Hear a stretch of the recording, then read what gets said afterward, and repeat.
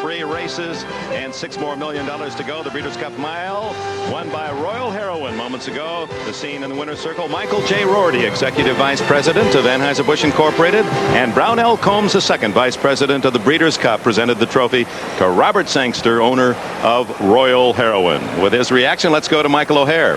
Well, down here we have the big people of the big race, or that big race anyway. Robert Sangster. Robert, you get tired winning all these big races. Never, Michael. I was second in the Australian Derby last week and third in the Melbourne Cup, so it was nice to win a race.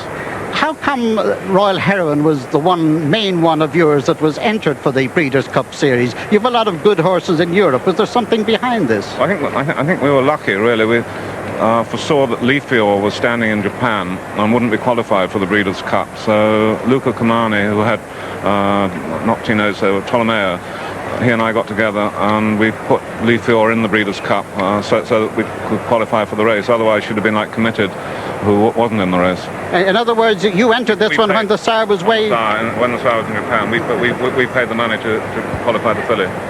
Brough, over to you. Yes, and Fernando Torres with us here. A wonderful race, Fernando, a real big winner.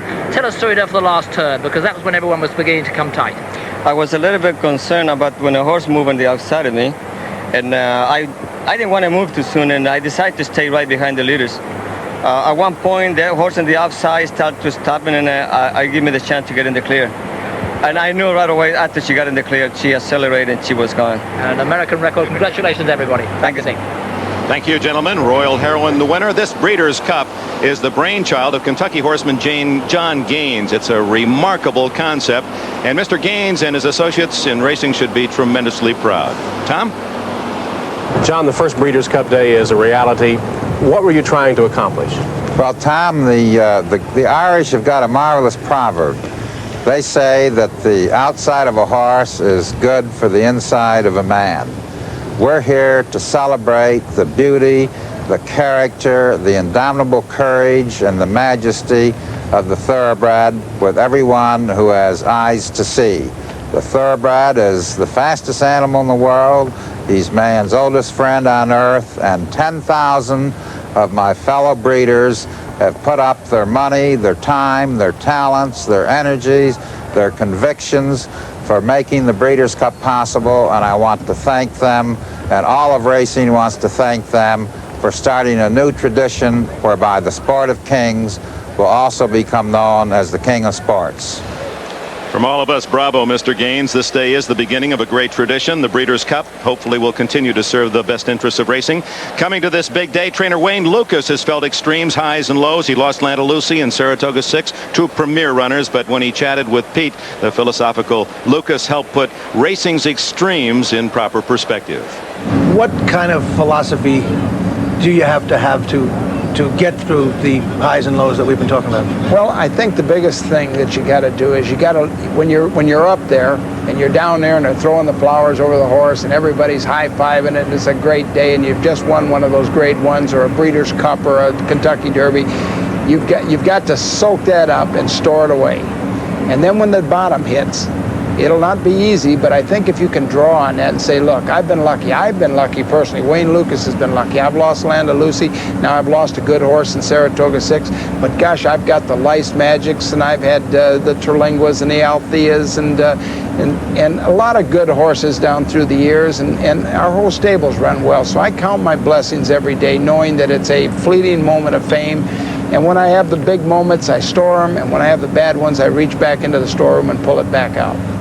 Yeah, the colorful Lucas, a former assistant basketball coach at the University of Wisconsin. He'll be saddling Life's Magic and Lucky in the upcoming 1 1/4 distaff. Lucas, with $4.6 million, leads all trainers in '84. Speaking of millionaires, earlier we featured Seattle Slew, the former Triple Crown winner, and now a sensational sire. Well, here's another Northern Dancer whose outstanding record as a progenitor has raised his stud fee to nearly $750 million.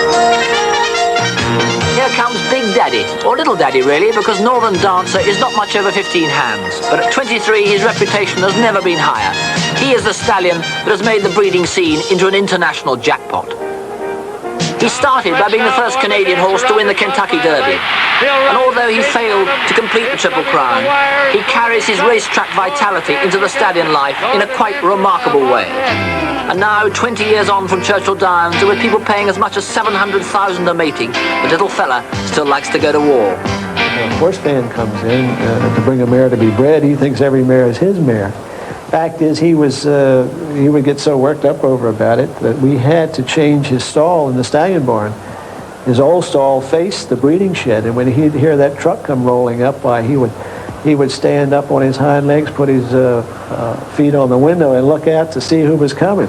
And he wants to be the first one out to be turned out to paddock, and he wants to be the first one to come in. To himself, he is king of the mountain, and no sooner does he walk out of his stall than he's on stage, and he knows he's good, and the world knows he's good. But all this fuss has not really been because of success at home. He's never sired a Kentucky Derby winner. His triumphs have been in Europe, at places like Epsom Downs, where the English Derby is run each June, which remains the most coveted prize for 3-year-olds in the world. Northern Dancer has sired 3 Epsom winners, and this year 2 of his sons had it between them.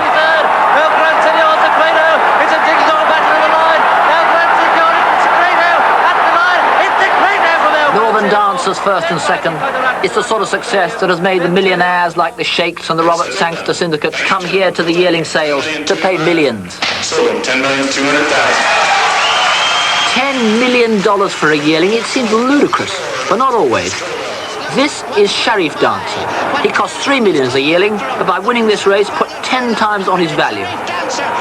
It was a touch to challenge even those of the most famous Northern Dancer supporter of all, Robert Sangster. I suppose Vincent O'Brien, John Magner and Northern Dancer have been the 100% success. I mean, this year at the moment I've got 120 mares in foal to Northern Dancer or sons of Northern Dancer.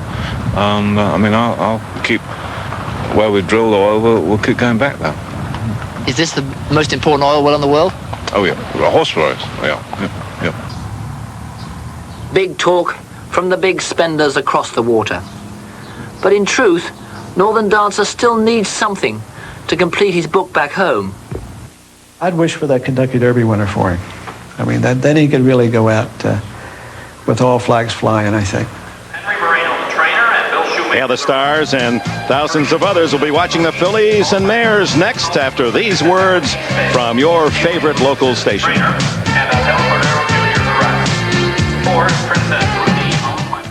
Tonight on Different Strokes, Arnold meets his match. Come on, Squid Bait. When he meets his new neighbor. And on Gimme a Break, the girls have a secret. Joey has a secret. Don't make me tell. And Mel wants to know what's going on. In the House of Secrets. Then Richard Pryor stars in the smash hit movie Bustin' Loose. Tonight. Ain't it great to be alive in Austin, Texas? Hello, I'm Bob Cole. You know, it is great to be back home and on the air again here at KOKE. It's also great to be a part of a radio station that actually sounds like Austin. What with the music of Willie Nelson, Christopher Cross, Neil Diamond, Kenny Rogers, and Lionel Richie, how can you go wrong? Well, there is one important element we need to add to the new 95 FM, and that's you. I'm Bob Cole. Please join me Monday morning, and let's start the week off bringing back the good times on 95 FM KOKE. Election night 1984. Bob Holland and Tanya Cook anchor the most comprehensive election coverage in Austin. The News 36 team took you live to the candidates' headquarters in Austin and College Station. Live to the polling places. Live to the Travis County Courthouse. News 36 brought you political commentary and political celebrations. Accurate, reliable information from News 36. Election night 1984 is history, and News 36 brought it to you live. When it counts, you can count on the team at News 36 on KTVV. Back at Hollywood Park, the Breeders' Cup Distaff. This is what the Breeders' Cup is all about. Here's number 1 in this, the 5th race. It's Miss Oceana. She's attained millionaire status. She's been trading victories with Life's Magic all along. We'll see what happens in this definitive contest this afternoon. Salt Spring is the 2-horse, an Argentine-bred horse. Bill Shoemaker gets the riding assignment, but aiming very high here this afternoon with Salt Spring. just 5 wins in 13 starts. Number 3 is Lucky, Lucky, Lucky, and Angel Cordero Jr. Rides. This is one of the bench horses for Wayne Lucas. If one of the other ones is on the shelf, out comes Lucky, Lucky, Lucky, and to the winner's circle. Princess Rooney, the only question here is the distance. She has crushed her competition. She has 4 tremendous victories in her last 4 starts. Some people think that she is vulnerable here in this Distaff Cup, which is sponsored by Mobil Oil Corporation. And let's take a look at Life's Magic. This horse is simply sitting on a win again. Had most of September and October off. Bang-up victory in the Beldame, coming back to competition, and it's jockey Jorge Velasquez. Watch for Life's Magic to be sort of in the middle of the pack and to make that big run again. Next in line is Comedy Act, who tackles the very best here this afternoon. Been racing on the turf, but she can take her act anywhere, and Sandy Hawley is the competent rider. And completing the field is the Laz Barrera-trained Adored in the famous silks of Mrs. Ethel D. Jacobs, and carrying 123 pounds. Adored was 3rd behind Heatherton last out, and won the time before that in stakes competition at Saratoga. And on the morning line, Dan, the bettors like the 4-horse Princess Rooney. 1-2 on the board at the moment. Let's see what Jack Klugman thinks about that. Pete? Dick, it's about time Harvey and I got a celebrity. And it's no coincidence that we got Jack Klugman, because he is one of the few celebrities who's also a legitimate horse player, every bit as down and out as me and Harvey. Harvey, you were going to say you couldn't find a celebrity, so you got me. The only guy in South Philadelphia when you're young, the only difference now is you can bet a few bucks more. That's right. I don't have to worry about losing. Not case money anymore. I don't have loan sharks chasing me anymore. Tell the world, horse players never needed psychiatry. Absolutely not. They say that craziness comes from repressed anger. You holler at the horse, you holler at the jock, and you don't need anybody to holler about it. You know, look at this, I can't get a break. You yell at the world, at God, at the devil, at everybody. That's what it is. It's a form of that. 4 hours. So tired, you're too tired and too broke to be crazy. Do you walk home? Well, I used to walk home. I used to give myself a dime to get home in New York, to get that subway. I used to get, when it was a nickel and 2 cents, a penny for the peanuts and a penny for the chocolate, and mix it out and have a peanut chip. Pete and I used to go to phone booths hoping somebody left a dime in there. Back to Dick. Next, a mile and a quarter run on the dirt. $1 million for the girls, 3 years or older. The odds, Dave? Yeah, let's take a look, especially checking the odds for the 2 rivals, Miss Oceana and Life's Magic. Miss Oceana, 14-1. Boy, that's too high. Salt Spring is at 20. Lucky, Lucky, Lucky at 17. Princess Rooney, prohibitive favorite at 1-2. You bet 2, you win 1, you get 3 back. 5 horses, Life's Magic at 4. Comedy Act 35, and Adored is 4-1. That's the odds for this distaff.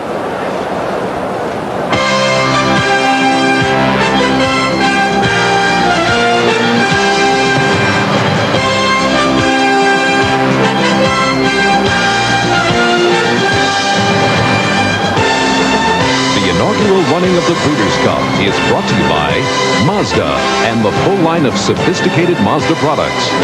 By the Stroh Brewery Company, brewers of Stroh's, Old Milwaukee, and other fine beers. By Beta Zoom Copiers, only from the mind of Minolta. And by Mobil One, 100% synthetic motor oil. It doesn't take much looking for you to know the Mazda GLC sedan is a lot more than mere transportation.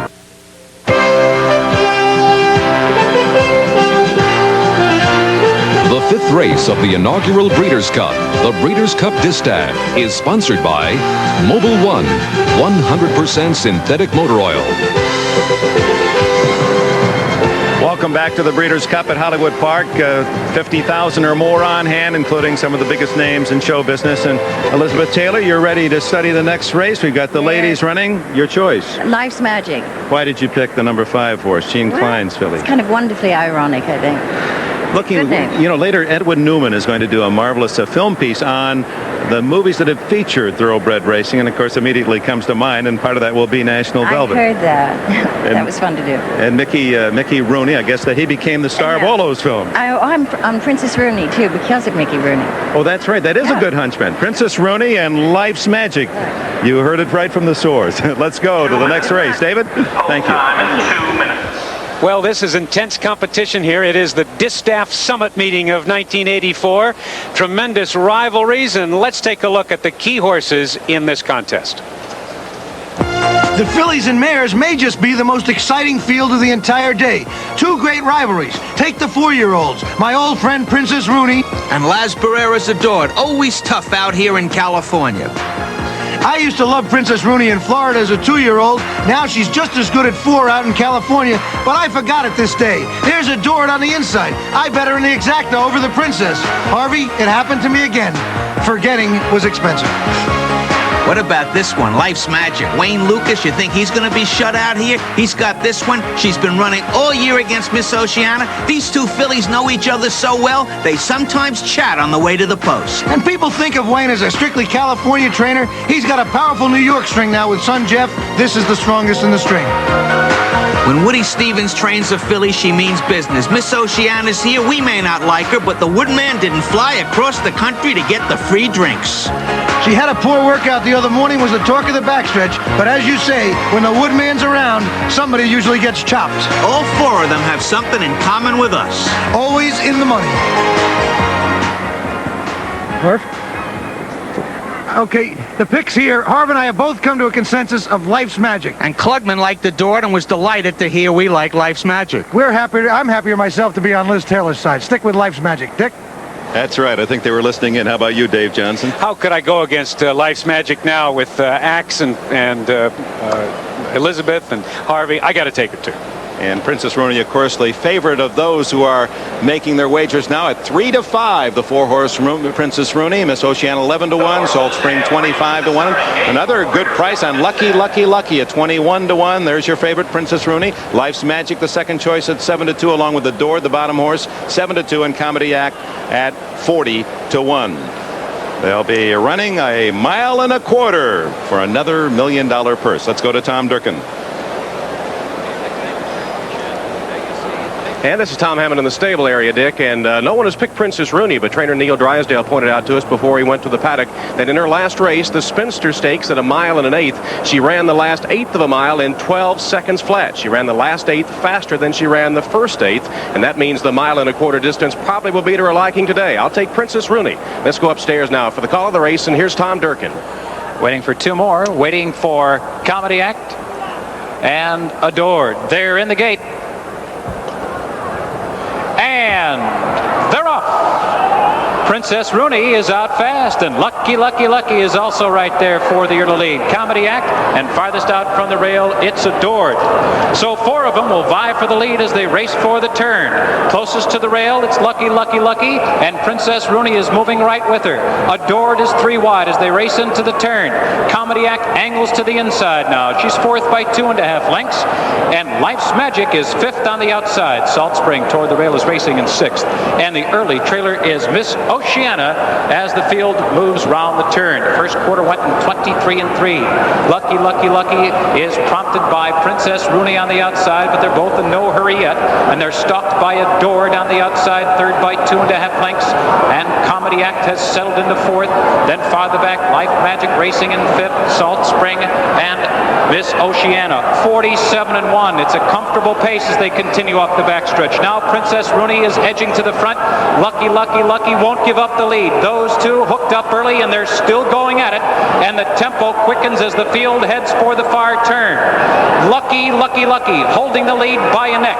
Princess Rooney right at her neck, 2nd by 2.5 lengths. Then farther back on the outside, Adored down. She's put to a hard drive in 3rd. Comedy Act toward the inside is 4th. And here comes Life's Magic now, and she's making her move for the lead. But they're midway round the turn, and Princess Rooney has a head in front. Lucky Lucky Lucky is staying right with her. She's not through yet. Then farther back, it's Adored who swings to the outside 3rd. And Life's Magic is set down for the stretch drive. But it is Princess Rooney who comes to the final furlong with a 2.5 length lead. Princess Rooney, Eddie De La Houssaye now goes to the whip. She's in front by 3 lengths. And then it's Life's Magic now 2nd on the inside. Farther back, Adored is 3rd. And they're coming to the final 16th. Princess Rooney in a romp. Here's the champion. Here's the wire. Princess Rooney, an absolute runaway winner. And jockey Eddie De La Houssaye brandishes his whip in a salute of victory. This is the best filly in the land, Princess Rooney. An awesome performance this afternoon. No question about it. Princess Rooney galloping home. This horse was never even asked fast to run until she came to the 8th pole. The fractions were quite slow early. They were really walking 23 and 3 and 47 and 1. At the head of the stretch, it looked like Life's Magic might have a shot, but when Eddie Delahousie asked the Princess to run, just forget it. She accelerated beyond belief. The final time was 2 minutes 2 and 2/5 seconds. Let's watch the action through the stretch. It's Lucky on the inside in the white blinkers. She had put up a game fight, too. She had slowed down the pace with Cordero aboard, trying to maybe steal it just a little bit. On the outside there, though, Delahousie has never asked this filly to run.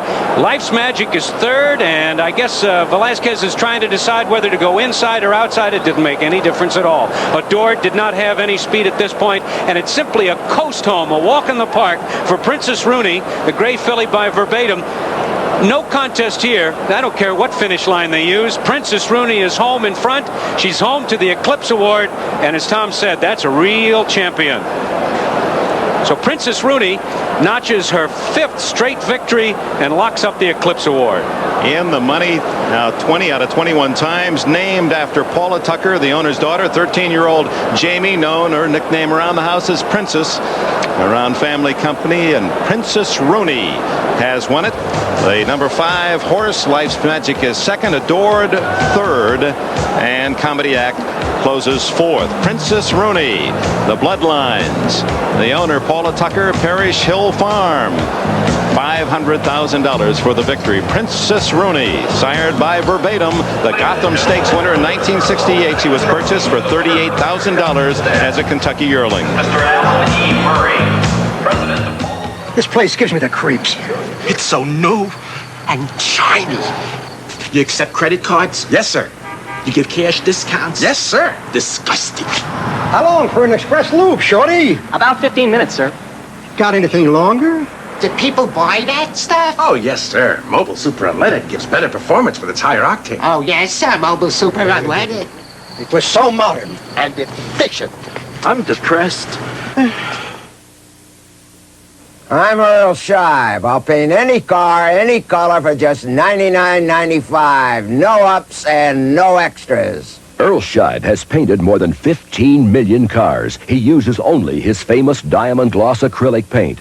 There is no finer paint made. Made only with DuPont pigments and General Electric silicones. Right. I'll paint any car, any color for just $99.95. No ups and no extras. Sakes alive, sakes alive. Only Mazda's got a sporty truck for just $59.95. I just got a sporty truck priced like some base trucks. The Mazda V2000 SE5. Look, it comes standard with a 5-speed, radials and spoker wheels, sporty stripes, step bumper, and dual sport mirrors. Pretty sporty for just $59.95. Sakes alive. Mazda SE5. It's been quite a year. Mario Andretti flashes past, and Mario Andretti wins the first race at the Meadowlands. An incredible accident, both cars flipping. Another serious accident at the Michigan 500. Now it's on to Las Vegas. America loves its sports, NBC style. 5, exacto. Princess Rooney, the people's choice today, and it's official. $3.40 for the win, $2.60 and $2.20. The price is short. Life's Magic, $3.20 to place and $2.40 to show. Adored finished third and paid $2.60. Let's look at it again with Pete and Harvey. Seattle song has been scratched. Thank you, Dick. You know, we talked before the race. This is a little trip down memory lane for me because when this filly was 2 in Florida and Jersey, she was so good. She was compared with Landalucy, the marvelous filly of Wayne Lucas's, who got the championship that year and died. Princess Rooney was also undefeated. Had some troubles last year, and trainer Neil Drysdale has brought her back brilliantly in this race. Angel's doing a pretty good job slowing down this pace, isn't he, Harv? We've got a very good situation here. Lucky's being used as a stalking horse. Princess Rooney's right with her. This is a super performance. Neil Drysdale has just joined us, who's done such a tremendous job with this filly. Neil, your thoughts here? Do they look very confident? Well, I think we got her one right here, without any doubt. And then she just drew off, and I think that's convincing enough to give her an Eclipse Award. I would have to agree with that, Neil. Neil, is this her last race? No decisions been made on that yet. Neil, I have to ask you, I know she was such a brilliant 2-year-old, and last year she had some problems, came from the East Coast to the West. How did you bring her back to this wonderful form? Well, we actually, she was sent out to the West Coast with the Breeders' Cup in mind. So the whole year has been to prepare for this one moment, and I'm glad that it worked out well. It certainly did. Okay, this is Neil Drysdale, the owner of the undisputed champion. The trainer. We were waiting for the Tuckers, the owners, to come in. The trainer of the undisputed champion, filly and mare, Princess Rooney. Dick, back to you. All right, Pete, and officially, Princess Rooney winning by 7 lengths and paying $340 for that victory. What a run by Princess Rooney with Eddie De La Jose in the irons. There are the official prices. The 1.25 mile distaff has been decided. The winner, Princess Rooney. A trackside moment from First Jersey Securities. Roman chariot drivers were the first to wear the owner's colors when they raced in the Circus Maximus. Today, the world of thoroughbred racing is a rainbow of jockey silks, with each owner and stable choosing their own colors and patterns and registering them with the Jockey Club. Some date back to the late 1700s. Racing silks are stored at the track, where valets have the responsibility for cleaning and maintaining them. These silks are a vibrant part of the tradition and pageantry of racing. The Erie Canal that linked mid-America to the Port of New York took 8 back-breaking years to dig by hand. That kind of determination made this country grow. Today, I see that same determination in hundreds of small to mid-sized companies whose new ideas, new technologies, and new jobs will continue to build America. At First Jersey Securities, we specialize in discovering emerging growth companies for today's investors with vision. First Jersey Securities, come grow with us. When you first see the Mazda RX-7, you begin to understand why it has become a legend among today's sports cars. Because beyond its classic styling, you soon discover the sheer perfection of its bucket seats. You experience its comprehensive instrumentation and feel the preciseness of its 5-speed. These things alone help make it an exceptional value. But to gain an even deeper understanding of the RX-7, you're going to have to experience roads like these for yourself. Mazda RX-7. Experience it. It's possible, you know. It's possible to become too dependent on energy from other countries. But that energy can be taken away. To help avoid depending too much on energy imports for our electricity, we use energy resources found here at home, like coal and nuclear energy.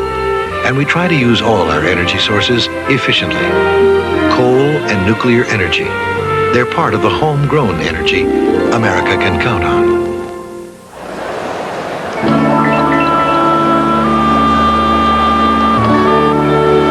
Welcome back to the Breeders' Cup at Hollywood Park. The $2 million Breeders' Cup Turf race coming up, and Princess Rooney has just won the Breeders' Cup Distaff. Moments ago, this was the scene in the winner's circle. Alan E. Murray, president of the Mogul Corporation, and John Nehru, chairman of the marketing committee of the Breeders' Cup, presented the trophy to Paula Tucker, owner of Princess Rooney. And Dave Johnson, many ways, the activity today and the results today have well determined Horse of the Year honors in many categories. It's turned out to be very definitive in certainly many categories. Elo's wrapped up Sprinter of the Year. The 2-year-old picture is now quite clear with Chief's Crown right at the top. And on the distaff side, we've had 3 straight winners who are probably going to get Eclipse Awards. We're talking about Royal Heroine for being the grass filly or mare, and of course Princess Rooney. And Life's Magic, by finishing second in that last race, will probably get 3-year-old filly of the year. And we've also been monitoring the race between the 3 top jockeys in earnings, and this is updated after 5 races today. Chris McCarron had taken the lead and still holds it. He's at $10,138,000 in earnings this year. Lafitte Pinkai, who started the day in first place, $9,936,000. Angel Cordero at $9.4 million. But don't forget, we have $1 million to the winner coming up in this race, and then $1.5 million to first place in the featured 7th race. So it's still wide open. Let's go to Michael O'Hare. Well, you know, this upcoming race is one where we should really come into it. I know I said that before, but hope springs eternal. 1.5 miles on the turf, and a race that's dominated, we think anyway, by the non-American horses, particularly Strawberry Road and All Along. Strawberry Road, who comes all the way from Australia, ran in the Arc, went too soon, ran in the Washington International, came too late. So this time, maybe Willie Shoemaker will have his stopwatch working, and he'll come at the right time. The ground might be a bit firm for him too, Michael, but he is the best Australian horse to come up here since Far Lap. The other deal about him, and indeed about all along, it's not so much that they're not used to this sort of rhythm of racing like Leopold in the last turf race, but really they might just be travel weary, because all along has been all over the place. She went from France to New York, back to France, back to Canada, then to New York, back over here. They've been all over the place, and she just might be leg weary, so might be Strawberry Road. But if they're on their form, they'll be first and second. Back to Dick. All along, like to have the frequent flyer tickets. The upcoming race was the one we hope to see, the sensational 9-year-old gelding John Henry, withdrawn with a leg injury last weekend. Racing's all-time earnings leader, Tom Hammond, has an update on John Henry's status.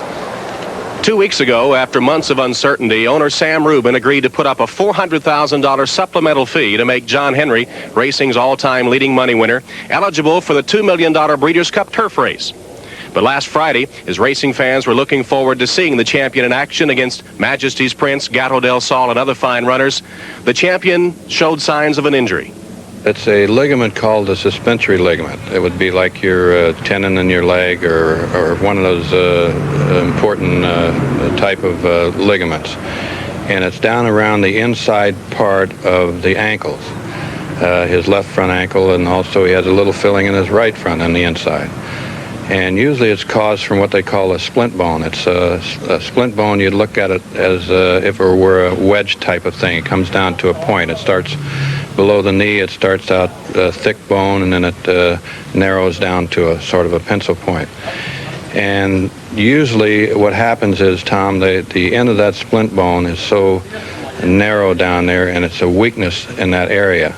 It doesn't serve much of a purpose in the horse. I don't even know why it was even there to begin with, but once in a while that tip breaks off and it causes an irritation to rub against the suspensory ligament.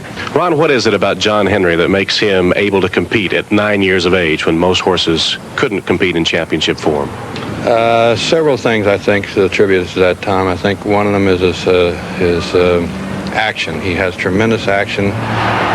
He knows how to beat you. He's just a real, true professional horse.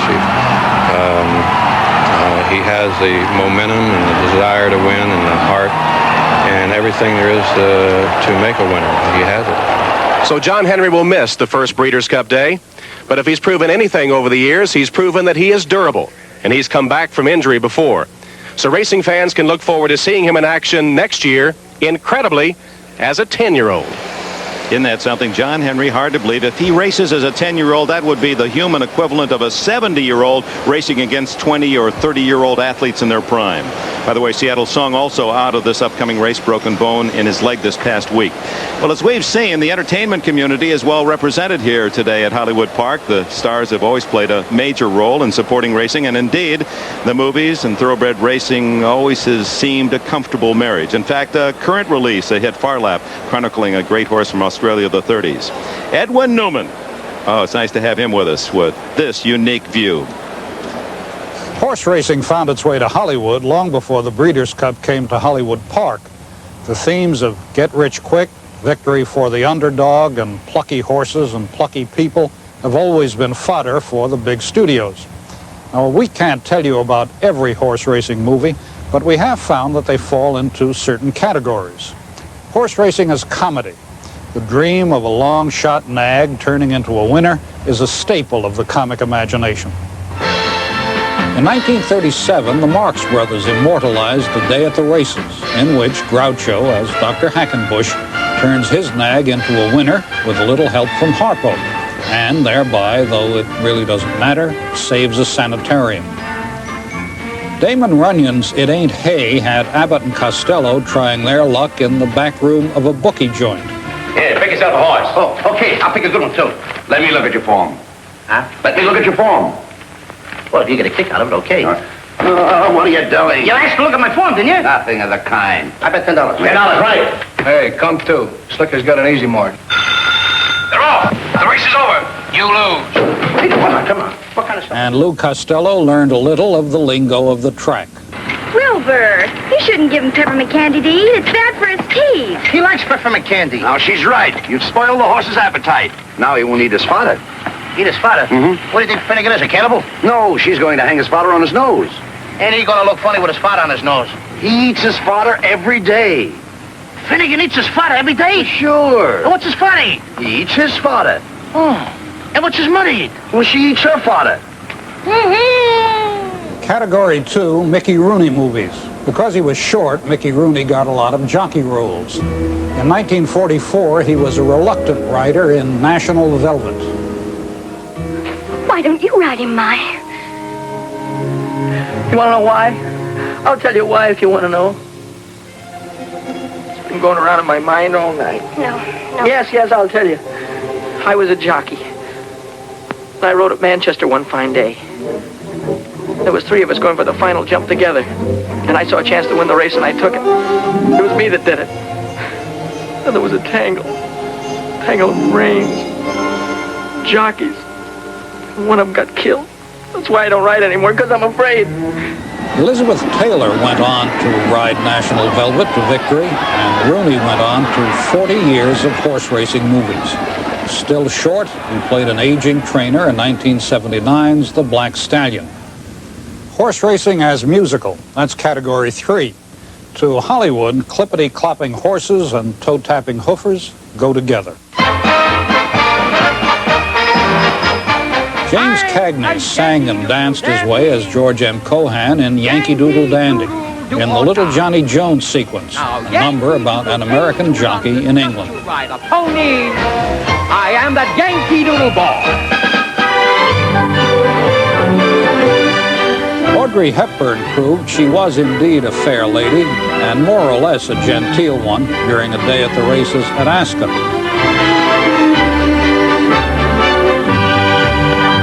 And in Guys and Dolls, Stubby K tries to sell a horse that sure can do. I got the horse right here, the name is Paul Revere, and here's a guy that says if the weather's clear, can do. This guy says the horse can do. Using all we've learned from Hollywood, I happen to have a horse right here myself. It's a filly that had a romp last time out, so next time out she may be the chalk horse, unless the track is cuppy. The clockers say she's been looking good lately, but she may be a morning glory, especially if the jockey gives her a snug hold, which could use her up. But we're used up too. So long.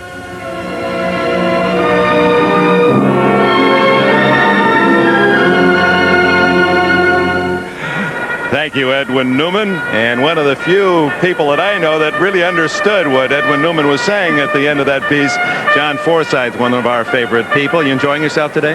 Well, I think this is the most extraordinary day in the whole history of racing. And for me, having been in on the right from practically the inception, I think it's a fantastic experience. What attracts you to the thoroughbred animal?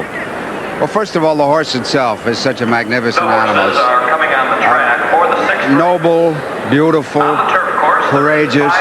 Second of all, racing itself is such a wonderful thing. It's such a release for me to be able to leave my business, which is, as you know, stressful, and to come out here and wager a couple of bucks on a race like this and root at home, and then to breed the horses and get them on the racetrack. Well, that's like having children and seeing them in the Olympics. You know. I was peeking here, just in case you're wondering. He likes the Bill Shoemaker mount, Strawberry Road, number 4 in the next race. Thank you, John. Are we going to lose you now? No, we're going back to work. We need you in football. Right after these words from your local station. Thank you, John.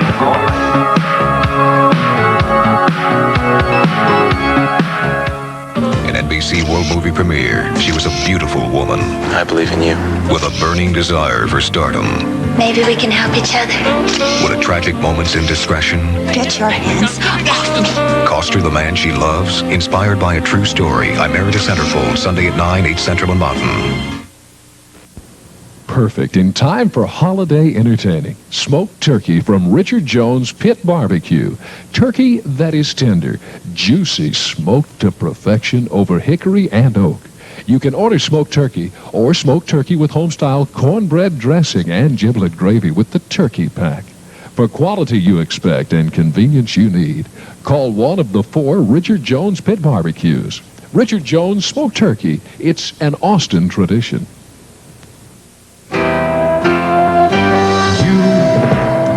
Know who you are. You know where you're going. worth striving for in everything you do. And Texas American, Texas American, there's a special kind of banker for you.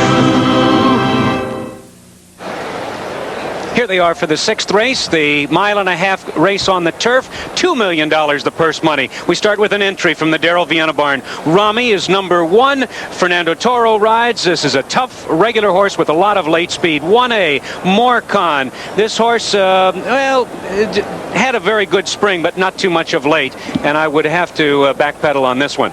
And that's Chris McCarron aboard, though.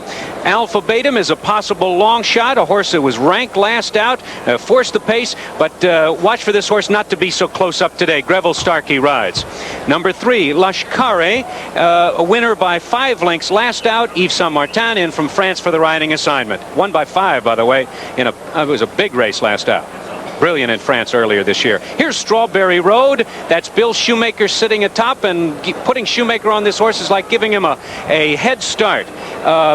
This is like a modern-day Far Lap, a real good horse, professional racehorse. Here's Persian Tiara, maybe a bit of a hunch play here because this race is sponsored by De Beers Consolidated Mines. So if that's a Diamond Tiara, maybe you want to put it on the long shot Persian Tiara. Maybe you want to put it on the favorite. In any event, this horse won by 3 lengths with Eddie Maple, but that was on a lesser circuit.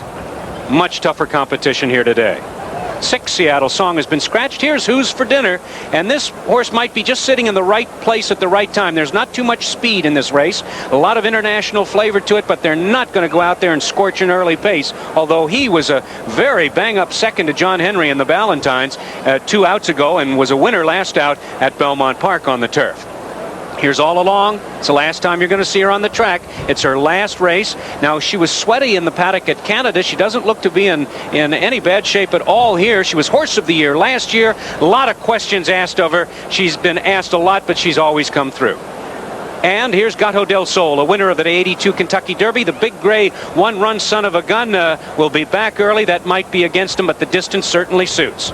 Majesty's Prince prefers off-going. It's firm over there today, but he's a steady earner, and he was my bad luck horse of the year in 83. Maybe now with $2 million purses, he can redeem himself for all those lost encounters. And Trey Ziem, filly, good early in 84, but she simply lost her form, and I'd be very, very surprised if Sandy Hawley would bring this one back today. 11 of the 8 have run in Europe. A great international race for the fans here in the United States at a mile-and-a-half on the turf. Well, Pete Axhelm, he's been red hot. Had Princess Rooney, another winner in the last race. Let's see how he and Harvey look at this $2 million Breeders' Cup Turf Special. Harv, looking at these odds, Rami and Morcon, the entry are 13-1. Alpha Betum, who looked very good leaving the paddock, is 30-1. Persian Tiara, 30-1. Lash Kerry, number 3, is 45-1. Strawberry Road, the horse that you were looking at for a bad trip he had, he's 5-1. And Persian Tiara, I think, is the overlay of the day. Trained by Adrian Maxwell. Anytime you get Adrian at 30-1, you're getting a bargain. I think we got a lot of overlays in here between the entry. Alpha Betum is an overlay. I think Strawberry Road at 5, Persian Tiara. They're overbetting Majesty's Prince. I like this horse, but I think 8-5 is short. Running down some of the other. Who's for Dinner? Promising at 24-1. All Along, 4-1. Gato del Sol, 5-1 is the underlay of the day. Majesty's Prince, as you mentioned, 8-5, and another underlay, Treziem at 8-1. Dick? All right, gentlemen, and just for you sentimentalists, the 4-horse Strawberry Road, ridden by the Hall of Famer Bill Shoemaker, perhaps his best shot at a win today. They're here from all corners, including Dallas, well represented. Larry Hagman, 3-year-olds and up on the turf. Oh, this is going to be a race. Come by the main stands twice for $2 million. And the current favorite is Majesty's Prince and Lafitte Pinkai. Chrysler creates a more powerful laser because the competition is always on our tail, and we intend to keep them there. We boosted turbo power. 0 to 50 Laser XE is faster than Toyota Supra. Front-wheel drive laser beats Camaro's E28 in a slalom, and Laser XE has advanced electronics, marked cross leather available, and the Chrysler Protection Plan. Laser XE, the competition is good. We had to be better. Chrysler, the best built, best backed American cars. Some make greatness look simple. Like the great Gretzky and Cannon's new vision of photography, the inspiring T70. With the pure agility, the complete versatility of touch button control and 3 distinct program modes. Now, Cannon makes it simple to handle any shot. The inspiring Canon T70. It makes the great shot simple. I'm Earl Scheib. I'll paint any car, any color for just $99.95. No ups and no extras. Earl Scheib has painted more than 15 million cars. He uses only his famous diamond gloss acrylic paint. There is no finer paint made only with DuPont pigments and General Electric silicones. Right. I'll paint any car, any color for just $99.95. No ups and no extras. Mommy, will you read me a story? Which one? What's that? Your daddy gave it to me. What for? Our anniversary. Do you like it? Oh, I love it. It felt as if it was the most wonderful feeling. Like when I was 20 and your daddy asked me to marry him. Did he say yes? Of course. You've got the greatest daddy in the world. The diamond anniversary ring. The gift that says you'd marry her all over again.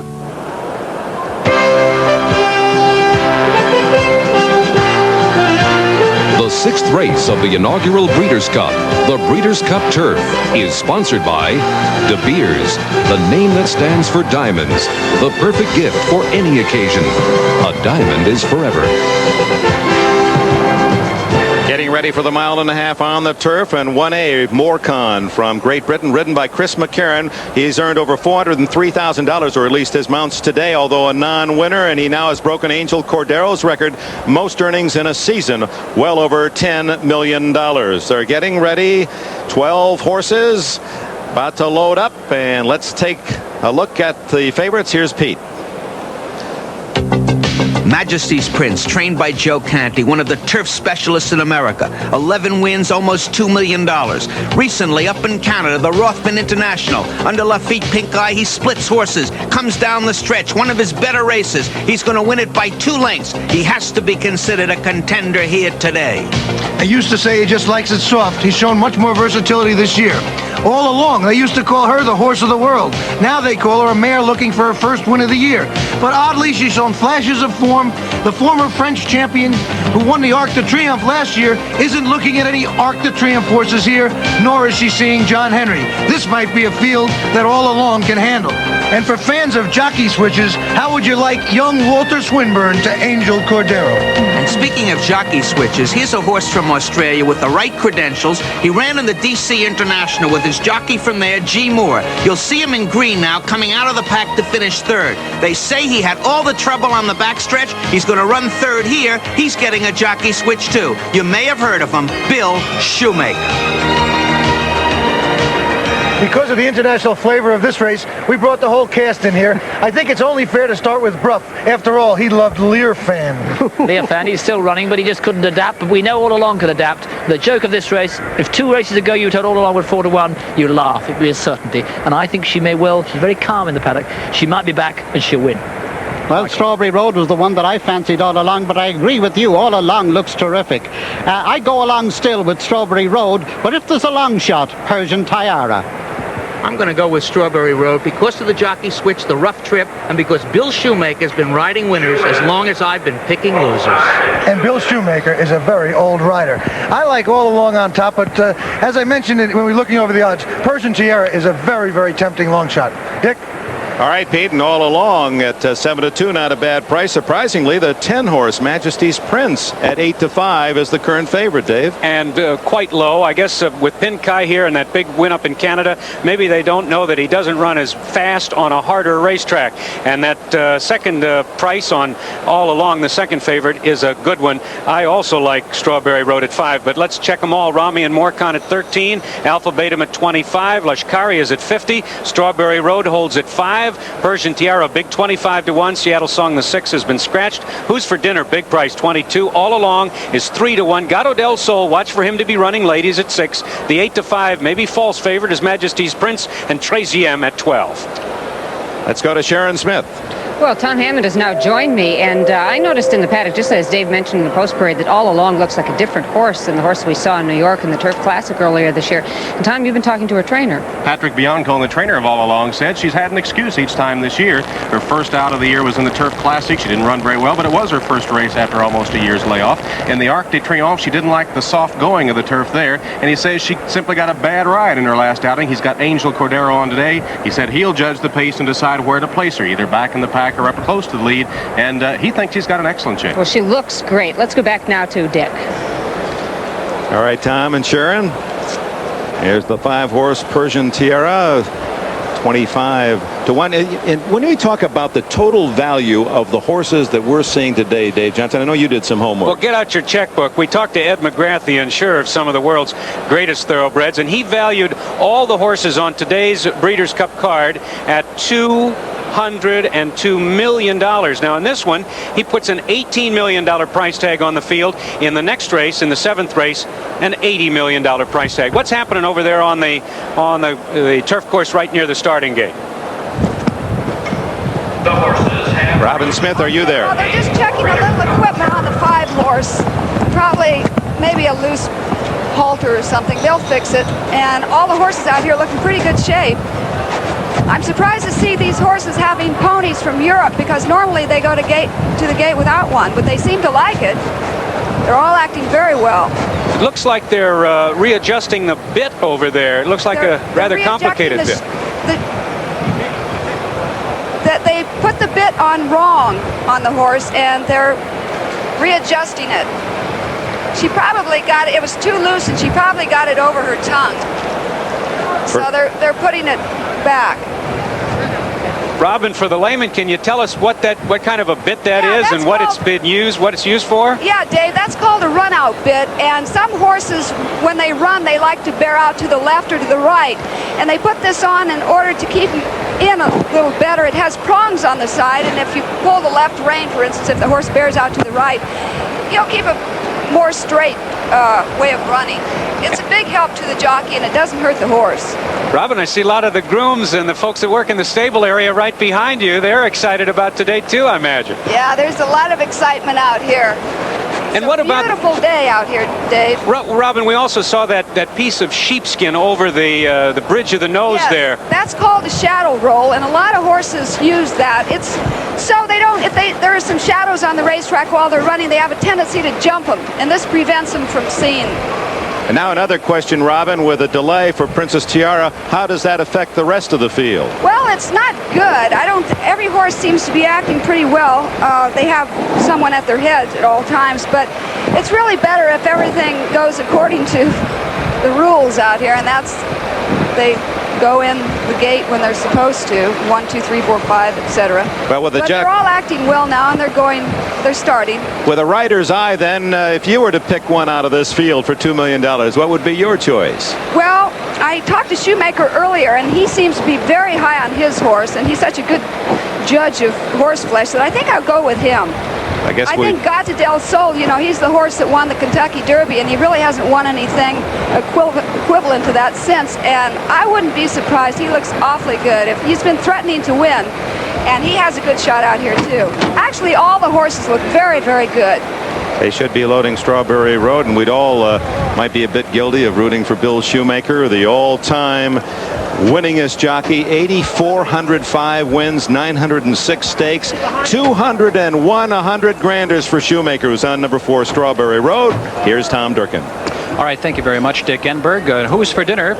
Moving into the starting gate. Going off at a long price here this afternoon. Alpha Batum, the number 2 horse, who should have been loaded first, is circling behind the gate now. They'll probably load that one with just 1 or 2 horses to go in the gate. He may be a bad actor of sorts. All Along is in, and there goes Morcon. And the big gray former Kentucky Derby winner, I guess he still is a Kentucky Derby winner, Gato del Sol. He's behind the starting gate. Majesty's Prince and Traziem as well. Majesty's Prince, a horse, the book on this one is that he likes a soft course. This is one of the hardest turf courses on the North American continent, and he will be really tested on this course today. Now we've got 2 back, waiting for Alpha Batum and Traziem. Relax, boys. We can expect Alpha Beta to be out quickly. Now Trazium is in. They're in the gate. Hey, look at John, go ahead. They all wait on you. Relax, boys. Just relax on these horses. I'll let you know something.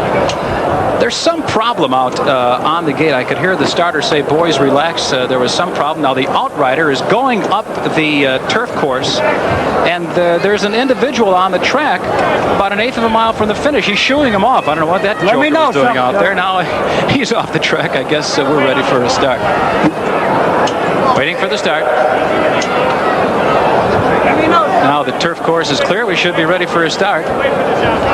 Starter Tucker Slender here at Hollywood Park. All right, boys, let's go. He says, all right, boys, let's go. Looks like we're ready to go. In the Breeders' Turf. And they're off. And Trazium shows first. And there goes Strawberry Road. Strawberry Road now is up to take the early lead. Trazium came away second on the outside. Who's for Dinner is racing in third. Morcon between horses fourth. Alpha Batum came away a close fifth toward the inside. Lashkari is now racing sixth. All along is seventh, and Majesty's Prince is eighth on the outside. He's just about 5 lengths off the lead. Persian Tierra is ninth and beginning to move through toward the inside. The early trailers are Gato del Sol and Rami as they round the turn for the first time. Strawberry Road breezing along with the lead by 1.5 lengths. Here comes Morcon now up to dispute the pace from the outside. Alpha Batum is tucked in along the rail in third position. Who's for Dinner angles to the outside fourth. Trazium under a snug hold, now fifth. All Along is also in hand, and she's moves through between horses from sixth. Lashkari is tucked at the inside with nowhere to go in seventh. Majesty's Prince is eighth in between horses. And on the outside is Gato del Sol now racing ninth. Persian Tierra is second to last. And Rami continues to trail the field as they enter the second turn.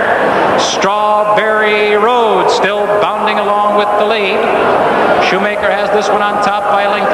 Morcon is still giving chase, and Alpha Batum saving every bit of ground is still third toward the inside. Here comes All Along now, and she's making a run for the lead. Who's for Dinner is put to a hard drive. Then Trazium right there, sixth on the outside, and toward the inside it's Lashkari. Then farther back, Rami begins to launch his bid from the back of the pack, and Majesty's Prince is second to last as the field enters the final turn. It's still Strawberry Road. He's been in front every step of the way, and there goes the mare, All Along, making her run for the lead as they enter the fire turn. All Along on the outside, surges to the front now. She's in front by a half length. Strawberry Road is all out to keep up with her. Rami, who was last down the backstretch, will swing wide for the drive. Lashkari is also right there. Alpha Batum toward the inside. They're coming to the final furlong. All Along is put to the test. Strawberry Road toward the inside. Lashkari is right at her neck. Rami on the outside. Here comes Lashkari. All Along digging in. They're coming to the wire. Lashkari getting up in the final strides. It is Lashkari and an upset winner here. Yves St. Martin aboard the winner, edging out All Along, who ran a game race herself. 50-1, Lashkari on the board. It won only $56,000, the least money won in the entire field. Get that again, $56,000 won in 7 previous races and has just earned $1 million unofficially. The photo sign is up. And another word in handicapping is improving. And this is an improving European horse who's been working brilliantly in France. Yves St. Martin, a brilliant rider himself, and the 3-year-old by Mill Reef just angled out and passed them all. The magic little hands of Bill Shoemaker had Strawberry Road on the front as long as he could go. All Along, the great mare. It looked like a winner to me at this point, but here comes Yves St. Martin with Lashkari, the horse who was bred in Great Britain, 3 out from the rail. Rami has no speed at all late, but watch the finish and watch Lashkari, who was 50-1 in the final blink of the odds, beat the mare in the final few strides. All Along with Cordero finishing second in a very exciting contest. Rami appeared to take third, with Strawberry Road, the leader most of the way, finishing fourth. And the final time for this lawn party on a Saturday afternoon, 2 minutes 25 and 1/5 seconds, about a second and a half over the track record. Now we had a long shot earlier, Franz Valentine finishing first but taken down on a DQ, but this time Lush Kari, owned by His Highness Prince Kareem Aga Khan, son of Ali Khan and Aga Khan the granddaddy. I just had to come in here and see for myself. I don't believe he did this. And I thought the big surprise was going to be birthday cake for dessert, not diamonds. Especially not diamonds like these. Oh, they're beautiful. Do I look any different? I feel like everyone was looking at me. And silly me. I didn't think anything could make me feel as good as being married to him. Give her diamonds of quality and see how good she feels. Seguin, Texas and Milwaukee both mean something great to these guys. Seguin means barbecue at its biggest and best. And Milwaukee means beer. Cold, crisp, old Milwaukee beer. And smooth, golden old Milwaukee Light. And old Milwaukee. And old Milwaukee Light. Tastes as great as their name. You know, it doesn't get any better than this. To photograph the Earth's resources from the air, they say you need a camera that can see through clouds. Bad chance. Can't be done. But Goodyear said, let's try a new way. And developed a special kind of radar. Goodyear? Yeah, the Aerospace Group. Radar that not only sees through clouds, but gives you pictures as sharp as some cameras. Good thing we didn't listen to what they say. Goodyear. We looked at a lot of sport trucks, but we bought the lowest priced one in America, Mazda's new V2000 Sport LE. And while it's nice to know it comes standard with sporty two-tone paint, radials with spoker wheels, chrome bumpers, bucket seats, and a 5-speed, it's even nicer to know it's priced over $1,300 less than Nissan's or Toyota sport trucks. Sakes alive, sakes alive, sakes alive. Only Mazda's got a sport truck for just $67.95. Sakes alive. A November to remember, Denver. The Broncos' road to the playoffs runs through San Diego, where Denver hasn't won since '80. A November to remember, San Diego. The biggest challenge in Dan Fouts' stellar career remains a quest for the championship. The Broncos battle the Chargers. The NFL plays here. My team plays here. Not official yet, but boy, there have to be some hearts and some throats, because Las Caria for a $2 ticket will pay more than $100 all along. Well, the top choice is second, Rami third, Strawberry Road is fourth. By the way, all along, by finishing second, earns $450,000. Now the number 2 winning horse all time to John Henry. Let's go to Pete. Angel Cordero. $1 million for second money, not too bad. I know you're waiting for the big one now. You're going to be in a rush, but tell us a little bit about this mare and how this race went. This mare is very good mare. The pace was a little too slow for her, and I could not keep him behind them horses no longer. They was walking. The grass is very fast. You could see the way they run the mile. And, we have a replay here, and here she is coming up on the outside. She made the lead very, very easy, but he was really no pace in the race. And when she made the lead, she kind of lost for a little bit, but the winner, I don't want to take nothing away from him. He was running the last part, and he just outrun in the last part, but she ran a beautiful race. She's a wonderful filly. I'm so glad I rode him. I know you were trying to get them out for about a year, weren't you? Tell that story. Yeah, well, I dreamed that I rode him before she won the ARC last year, and I've been trying to ride him for a long, long time. And I'm sorry she didn't win, but she won a hell of a big race, and she tried, and I'm proud of her. I know you should be, and I know you're even more proud of your next assignment on Slew of Gold. Go ahead. And Sharon Smith is standing by with another of our America's champion jockeys, Lafitte Pincay. Well, Lafitte, your horse, although favored, didn't run very well. Trouble with the course, what was the problem? I really don't know. It seems like he was running very nice the first part of the race, but I think they were going so slow that when he made his move, he was coming strong, but the horses didn't stop. You know, they kept on going. So, and I wish it would have been faster pace, but. The riders have told us that although the track's obviously pretty hard and fast, that it didn't feel hard. Now, this is a horse that normally doesn't like a hard course, so could that have been part of the problem? Well, the track is a little bit, it's not as hard as some other track in the country. And but I think what bothered this horse today was the pace, very slow. Well, Lafitte, you got a live one in the next one, Gate Dancer, so we'll see how you do there, and thanks a lot. Let's go back now to Dick and Dick. And there's the good news for those who backed Lashkari, the 3-horse, $108.80 to win, $33.40 to play, $16 to show all along, $5.80 and $4.40. Rami, part of the entry, $7.40 for show. Strawberry Road was 4th. Feast or famine, that's the story today at the Breeders' Cup. A trackside moment from First Jersey Securities. Early racetracks were little more than meandering trails from one point to another.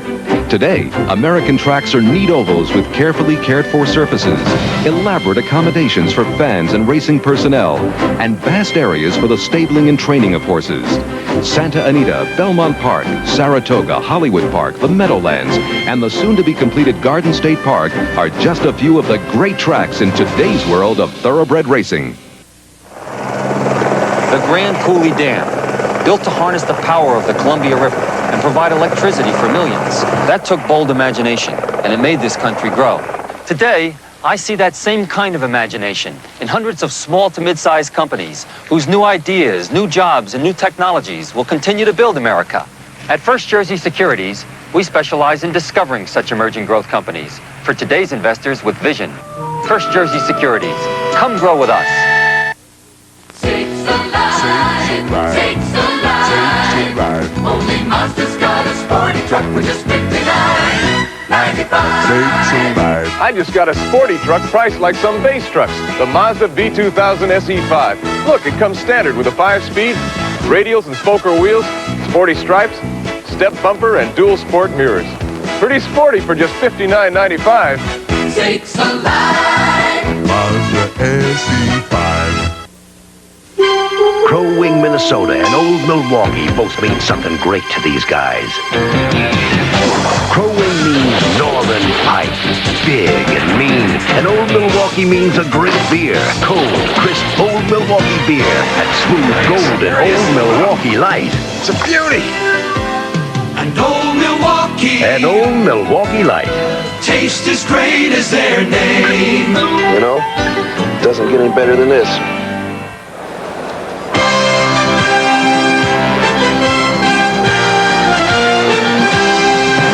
NBC Sports welcomes you back to the Breeders' Cup. The turf $2 million race in the books, and the winner, Lashkari, the long shot. Moments ago, this was the scene. Winner's circle, Elizabeth Dolan on behalf of De Beers Consolidated Mines Limited, and C. Gibson Downing, president of the Breeders' Cup, presented the trophy to the racing manager of the Aga Khan, owner of Lashkari. Lashkari bred in England. A 50-to-1 long shot, paying $108 for the win. Oh, I wonder if Bruff Scott had a bob or two on that one.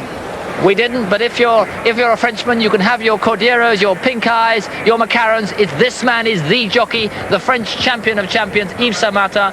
Your biggest ever victory, Yves. Yes, a very nice victory. I'm very happy. Before the race, I have a little apprehension because the short corner for my horse is first time he's run in America. A little bit apprehension, but his comportment perfect in the race. Beautifully. We look at the closing stages. Very nice race, yeah. And Ali, all along with you know well and gone ahead, you went and picked her off. Yes, just before the last turn, behind all along after end the straight, they finished well.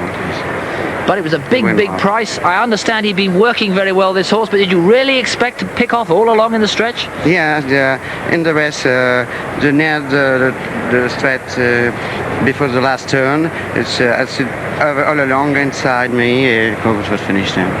Yves, many more victories. Thank you very much. Back to Dick. There's a happy Frenchman who takes home, well, let's see, 10% to the jockey and $1 million. That figures out a rather nice $100,000. I don't know what that makes in French francs, but the dollar exchange not bad at all. We have a mystery horse coming up in the $3 million race.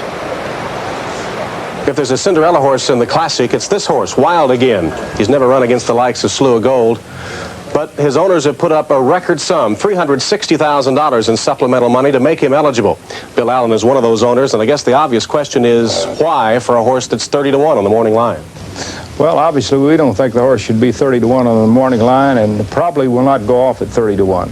He's been long odds in all of the 3 races that he's running this year, but the 3 races that he's won of importance, he's been 1/5 off the track record in 2 of those races and broke the track records, and one of them by 5 lengths of Oaklawn Handicap. And he's beat some of the best horses in the United States, and we've been waiting to run against Slew of Gold on a California track rather than going to New York to meet him. Now, wait a minute. Now, you think he can win? Are you going to bet your money at those long odds? Well, I certainly intend to. I wouldn't pass up the opportunity. And I don't think any of my partners or the trainer would either. That's wild again. If you see him looking at the tote board as he goes to the post, you might want to make a quick trip to the window. Well, Tom Hammond with that interview obviously earlier out in the stable area. Now we have him down in the paddock area with an update.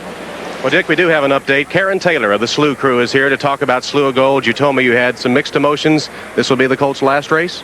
Yes, this is his last dance, and I feel kind of emotional about it because he will be graduating today, and he's going to a different life, and hopefully, though, our only future now is that he makes his daddy a sire of sires. Well, but this is kind of a sad moment because it's his last dance. All right, well, we hope he graduates magna cum laude today. We hope he brings home the trophy for you because he has been an outstanding performer, unbeaten, and perhaps will nail down the horse of the year. Thank you, Karen. Thank you. Let's go back to Dick.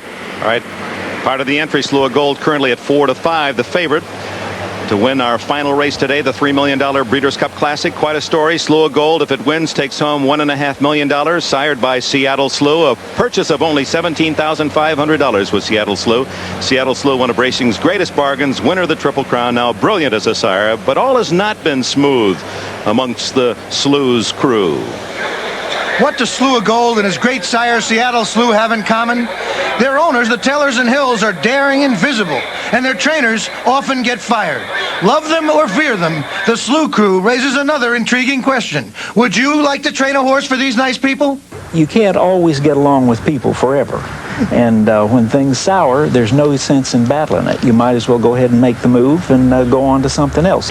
And being in the horse business 100% of the time, 5:30 at the barn, it's we have a lot of money involved, and we take an active interest in it. No one in life gets along perfectly well. I don't know how, 4 people can't live together, 6 people can't live together. You have a tough time living with your husband or your wife, your kids, or whatever.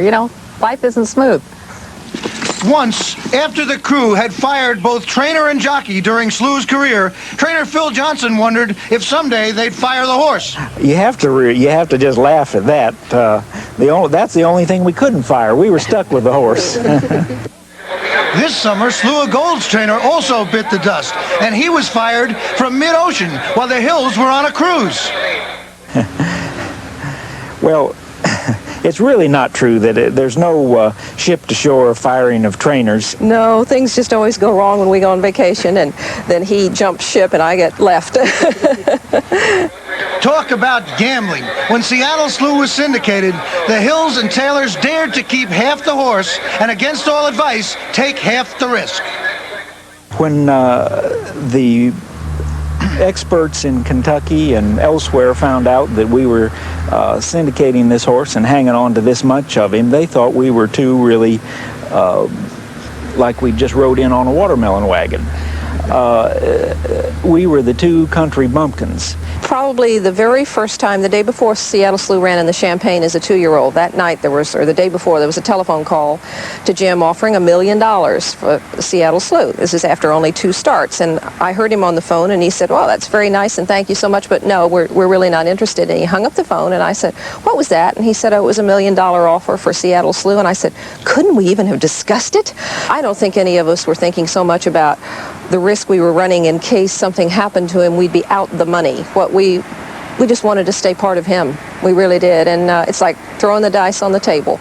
We made a commitment. We've made a total commitment to this industry. The commitment and the joy might have faded one terrible winter when the mighty Slew almost died. It was a long day in my life. We took a blood on him, and I believe it was about 5 hours later we got the blood back, and his white count was so high that of a dead horse. We all tried to fight back, and he fought back, and it's been a marvelous experience, but it makes you appreciate all the good things that come to you every single day. So while trainers and critics may come and go, the Slew Crew will be around for a long time. We had a great horse in Seattle Slew, and we were lucky enough to have another great horse in Slew of Gold. And we could have said in '78, well, this will never happen to us again, and just said, forget it. But we are young, and we had a future in racing, and we hope we have a bigger future in racing, and we'd like to be here a long time, so everyone's going to just have to live with us, I guess. Good luck, Angel. Get them. And here, in fact, is one of those people, Mickey Taylor, one of the co-owners. The last minute now, how does he feel? How does he look? Super. He looks good. His foot's fine, and he should run very, very well. I had some observations on how the track is running today. Nobody's coming from, or running on the lead, rather, coming from a little bit off the pace. That looks best. Ideally suited for your horse. Right, you know, he can lay off of it, or he can lay close. You know, I don't think he's probably 100%. You know, we've done a lot of fooling around with him the last couple of days. But, you know, he's super, and he's got a great personality, and he thinks that he's king, and, you know, he'll give a good performance. So you're a little bit more relaxed today than you were over the past 2 or 3 days. Yeah, the last 3 days have been long 3 days. Well, good luck, y'all. You know, in just a couple of minutes, and we will as well, whether the great Slew of Gold can add another to his outstanding string of victories. Let's go back to Dick. Thank you. Slew of Gold to the track, and another look at Peb's humor, that important communication, owner to trainer, and of course then the trainer communicates the jockey, and the most important part of it all. In this case, will Angel Cordero be able to tell Slew of Gold what's ahead? We'll be back after these messages from your local station. This is Teresa Saldana. Monday, she plays herself in her own true story. She was stalked and attacked by a fanatic, but she fought her way back from her hospital bed to save her marriage, punish her attacker, and bring hope to all victims of brutality. An NBC world premiere movie, Victims for Victims, Monday. Yes, it's the Academy Hazard Sale for hunters and foul weather gear sale for everyone. Choose from 2,000 hunting vests in camouflage or OD colors, just $666 and up. 3,000 pairs of insulated coveralls, only $24.88 and up. 3,000 insulated vests, only $5 for men, women, and children. 3,000 sleeping bags, including Coleman brand and military downfilled, all at half price. The biggest assortment of rainwear for adults and children. Children's yellow raincoat with hat, only $4.88. Academy, the most interesting stores. 4 big stores to serve you, open all day Sunday. Ain't it great to be alive in Austin, Texas? Hello, I'm Bob Cole. You know, it is great to be back home and on the air again here at KOKE. It's also great to be a part of a radio station that actually sounds like Austin. What with the music of Willie Nelson, Christopher Cross, Neil Diamond, Kenny Rogers, and Lionel Richie, how can you go wrong? Well, there is one important element we need to add to the new 95 FM, and that's you. I'm Bob Cole. Please join me Monday morning, and let's start the week off bringing back the good times on 95 FM KOKE.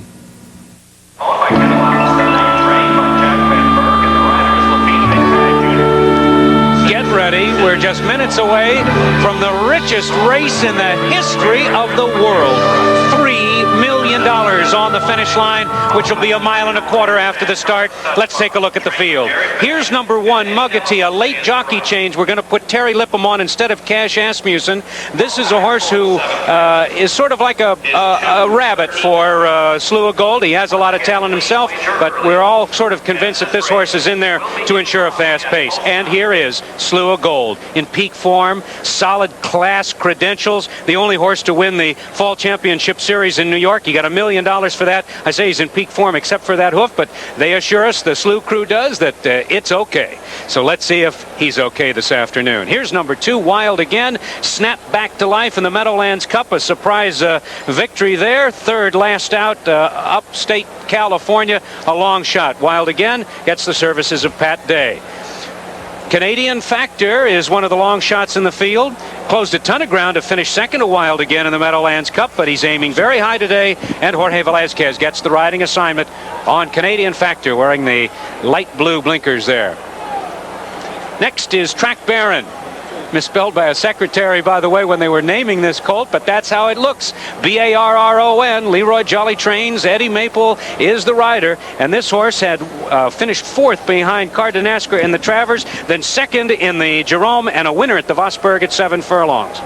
And next, Gate Dancer. Jay Privman of the Daily News out here in Los Angeles pointed out that when his races are spaced apart, he runs his best, and he's running very, very well right now. He is he's just taken his class act on the road with lots of victories, and look at those earmuffs. to keep out the noise of the crowd as they cheer him, I guess, through the stretch. Precisionist, lots and lots of zip. Bounces along in the front end. Let anybody try and come up and catch him. And I think you'll see that they just can't. He's got tremendous early speed. Whether he can last that 1.25 miles is the question. And Desert Wine, if the wine flows, it's vintage. And like wine, this horse improves with age. He's back here again today after a disappointing finish in the Budweiser Million, but he's back here on the dirt, and that's where he likes to race the bets. And Eddie De La Houssaye gets the riding assignment for Desert Wine. And of course, let's see if any of them are as speedy as the Chrysler. This race sponsored by Chrysler Corporation of Chrysler Plymouth Division.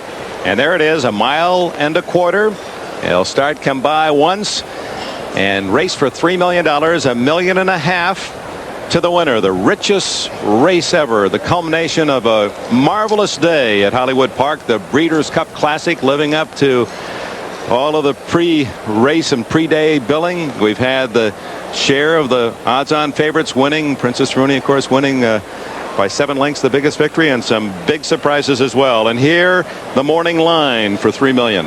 4 to 5 for Muggatti and Slew of Gold. Wild Again and Canadian Factor start at 30. Track Baron at 6. Gate Dancer 4.5. Precisionist and Desert Wine both at 5 to 1. And the odds here are holding pretty much close to that starting point.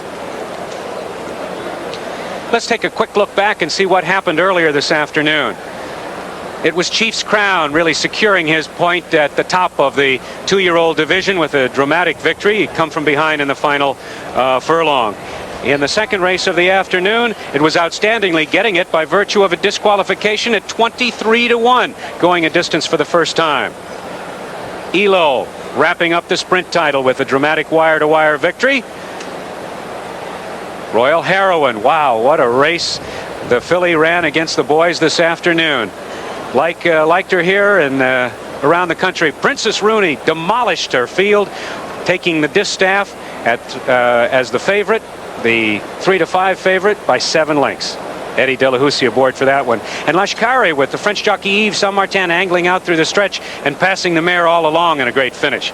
That's just 6. We've got 1 more to go. And I wonder what Axe and Harvey think about this one. Harvey, I've just heard a report that there are freeways jammed up with traffic all the way to the San Gabriel Mountains. People rushing in late to try and get money down on Slew of Gold. He's gone, and we just showed him at 4 to 5. He is now 1 to 2 and maybe even dropping lower.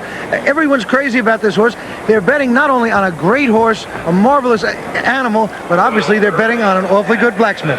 That's why I thought that the gate dance would be much closer to him in the price, because I love Slew of Gold. I've seen all his races. I love those people. But this crazy horse with his earmuffs, I don't know. Let's take it, Dick. Okay, gentlemen, Slew of Gold, the favorite, currently at 1 to 2 for the $3 million Breeders' Cup Classic, and we're going to have the start of that race just minutes away. A trackside moment from First Jersey Securities. Few experiences equal stepping into the winner's circle as the owner of a thoroughbred racehorse, or the breeding of 2 champions in the hope of producing an even greater champion. From owning or breeding thoroughbreds to owning the tracks they race on, racing has always been the business of the wealthy. Today, public companies like International Thoroughbred Breeders give fans a chance to be part owners in the business of racing and the sport of kings. The Great American Railroads. They were built to cut coast-to-coast travel from 5 months to 1 week and open up the West. That pioneer spirit made this country grow. Today, I see that same spirit and energy in hundreds of small to mid-sized companies whose new ideas, new jobs, and new technologies will continue to build America. At First Jersey Securities, we specialize in discovering these emerging growth companies for today's investors with vision. First Jersey Securities. Come grow with us. Do you know which of these oils gives you the best engine protection under the toughest driving conditions, sub-zero cold or blazing heat? This one, Mobil 1. Now, Mobil 1 and our other fine motor oils come in this easy pour resealable plastic container. Mobil Motor Oil. Now it's easier to use than ever. The secret of the new luxury is science. This efficient turbocharger is now available in all new Chrysler LeBarons. So now you enjoy LeBaron luxury with the power of a V8 and the efficiency of a Ford. Indeed, you have never been moved like this before. The new turbocharged Chrysler LeBarons. Quality, backed by the Chrysler Protection Plan. This is the new science of luxury from Chrysler. The best built, best backed American cars.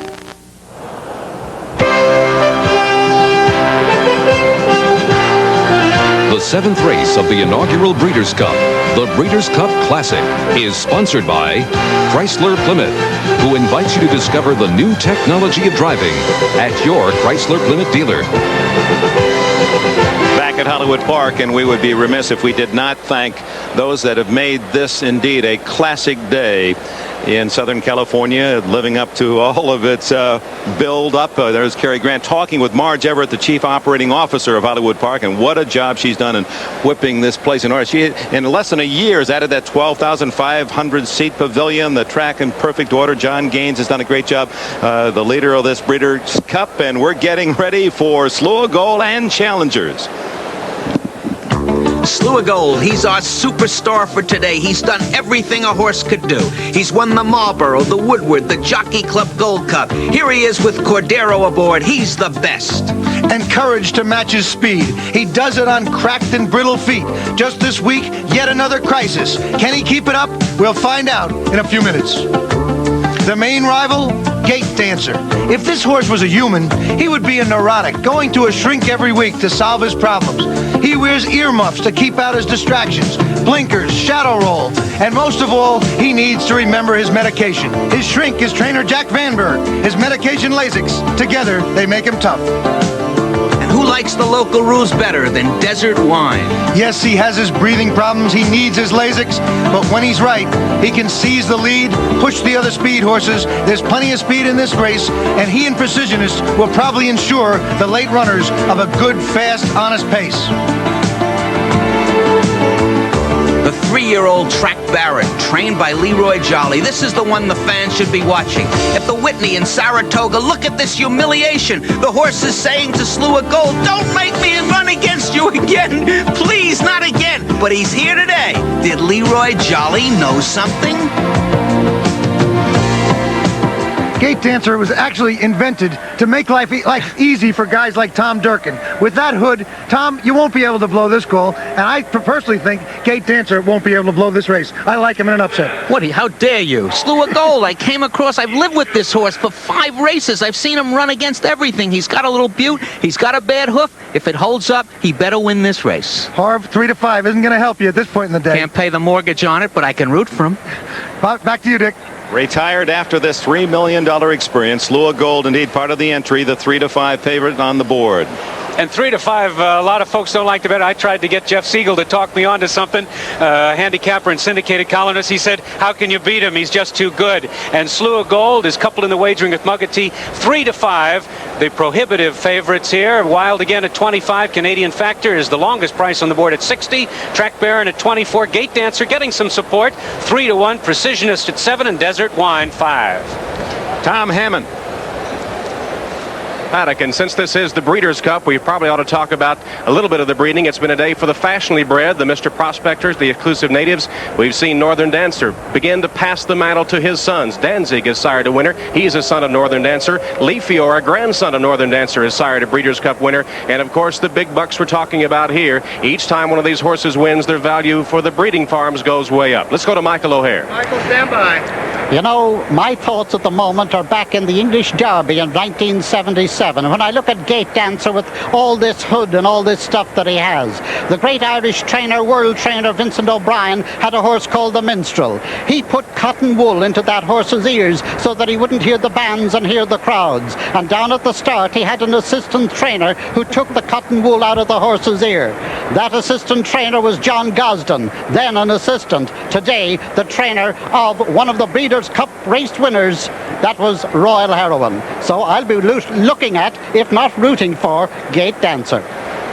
They approach the gate. $3 million at stake. They began racing here 90 years ago in 1894. This track has seen the likes of Man of War and Kelso, Sword Dancer, Buck Passer, Dr. Fager, and Secretariat. And the winner this afternoon of this race will join that fast company. And you don't need to bet on this race to enjoy it. I'm just sitting here. I can't wait for that starting gate to open up and the crowd to yell and come through the stretch. It's at 1.25 miles, the American Classic distance. And if you love sport, you gotta be waiting for the next 2 minutes. That's what you said at the start today, Dave Johnson. This is the World Series, the Super Bowl, Wimbledon, the Breeders' Cup Classic, the richest race ever. Slew of Gold in his final run is the odds-on favorite. And the man who has the honor of calling the excitement of this classic is Tom Durkin. Thank you, Dick Enberg. We have 2 more to go. Waiting for Precisionist and Desert Wine. And Pete Axtell was right. Gate Dancer is unmistakable with that cowl about his head. They're in the gate, and they're off. In the Breeders' Cup Classic in Muggatude, he's put right to the whip from the gate. Up to take the lead. He's bearing out now as they pass the stands the first time. Here's Precisionist to join them, and in between horses, it's Wild Again. 2 lengths back to Desert Wine. He's settled into 4th. And the big horse, Slew of Gold, is off the rail, and he's racing 5th by 4 lengths. Track Baron is now racing in 6th. Canadian Factor toward the inside. Gate Dancer is the trailer. He's about 12 lengths off the lead. We've got a 3-ply battle for the lead around the turn. And Wild Again emerges with the lead. Precisionist on the outside. Muggatude toward the rail. The first quarter, a snappy 22 3/5 seconds. They enter the backstretch. Wild Again battles it out and takes the lead now by 3/4 of a length to half, and 45 3. Precisionist pressures the pacemaker from the outside. Toward the inside, it's Muggatude now. He's dropped back 3rd, a gap of 4 lengths to Desert Wine racing in 4th. Slew of Gold is still 5th. He's settled into 5th place now, and he's beginning to move up on the outside, a gap of 4 to Track Baron. Gate Dancer is second to last with a 1/2 mile to run, and Canadian Factor is far behind as the field heads for the far turn. 3/4 in 1:10 3, and Slew of Gold now. He's charging on the outside up to engage the leader. Wild Again. It's Wild Again with the lead. Slew of Gold. Cordero aboard at Tex now with 3 furlongs to go. Those two are matching stride for stride.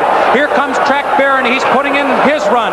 And Gate Dancer, he's in full stride now. And he swings wide for the final 1/4 mile. On the inside, Wild Again is game, and he's holding on to the lead by a head. Slew of Gold is right at his neck. Here comes Gate Dancer on the outside there in the final furlong. Wild Again desperately holding on to the lead. Slew of Gold is right there in between horses. Gate Dancer on the outside. What a finish. Wild Again, Gate Dancer, Slew of Gold in between them. Those 3 in a dramatic finish. And here's the wire. Wild Again does it. I believe it was Wild Again, an upset winner. Gate Dancer was right there. Really was a bit too close to call. But the big horse, Slew of Gold, was defeated today. He was 3rd. What a way to conclude racing's greatest day ever in a battle for first place and $1.5 million with it. 3 horses fighting to get that nose on the wire first. Was it that Wild Again, number 2, the dark horse, that Cinderella the mystery horse, or was it Slew of Gold between horses, who I think not, but might have had a little trouble through the stretch, or was it the Hooded Wonder on the outside? Gate Dancer with Lafitte Pinkai Jr. Watch this final 1/4 mile. Wild Again, who had set those zippy fractions, and none of us expected him to be there as they turned for home. The mile was in 37, and as you can see, Pat Day is urging this horse on. Cordero probably thought he was going to pass him easily. Here comes Gate Dancer on the outside, and down the stretch they come. Watch this ding-dong match to the final finish line. Looks like Cordero is looking for racing room there. Not saying anything went on through the stretch drive, but let's watch it. We're less than a furlong to the finish. Wild Again on the inside, trying to hang on. Took the shortest way in that 1.25 miles, right on the rail. On the outside, Gate Dancer with Pinkai, and between them, the eventual 3 to 5 public choice. And here comes the wire, and here comes the finish at one of the most dramatic races that I have ever watched in my life. Wild Again, Gate Dancer, and a standing-up Cordero on Slew of Gold. And it did look like Harvey, Wild Again. Sure we won't have another dispute here on our hands. Inquiry is on the board. Angel between horses on Slew of Gold. The winner, Wild Again, appears to be coming out a bit. Gate Dancer in the hood on the outside. We'll see if he comes in. Pinkai's whipping him left-handed, trying to keep him out. Angel's looking at Wild Again. Wild Again is coming out again. Now Slew of Gold bumps out into Gate Dancer. Slew of Gold is a bowling ball in there. This is what it should be. This is the big race. Nobody's giving any quarter. They are bumping constantly right through the stretch. The horse on the inside ran absolutely the most remarkable race, but a slower race than Princess Rooney's. That's right. It was slower, but you have to go a little slower when you're running like a bunch of bowling balls down there. Look at Angel, usually the man who controls these kind of finishes, the man, the intimidator who likes to get somebody else in this spot. Now Gate Dancer's coming in again. Wild Again veers out. Angel has to stand up right near the wire. I am almost sure we're going to have a beef in this one. Wild Again definitely came out on that field. Almost definite. The Wild Again will have an inquiry. Certainly. You can see Cordero standing right at the wire as Wild Again lugging out, and it appears if the inquiry sign is up, the photo being studied, we'll be back with the results of this $3 million classic. Introducing a Plymouth engineered with quality and luxury to challenge Buick Century and Old Sierra, but for over 1,000 less. Introducing Caravelle. Match it. Caravelle with luxury equipment and comfort for a family of 6. Caravelle with the 550 protection plan and the option of turbo power. The 550 Plymouth Caravelle. Match it if you can. Plymouth. Best built, best backed American cars. There's a style in your life no one could ever deny. You're on your way to the top, and along the way you've always known just who you are. Where you're going, you've always known it. Where you're going, it's make a love. Where you're going, it's exceptionally smooth Michelob. Where you're going, it's make a love.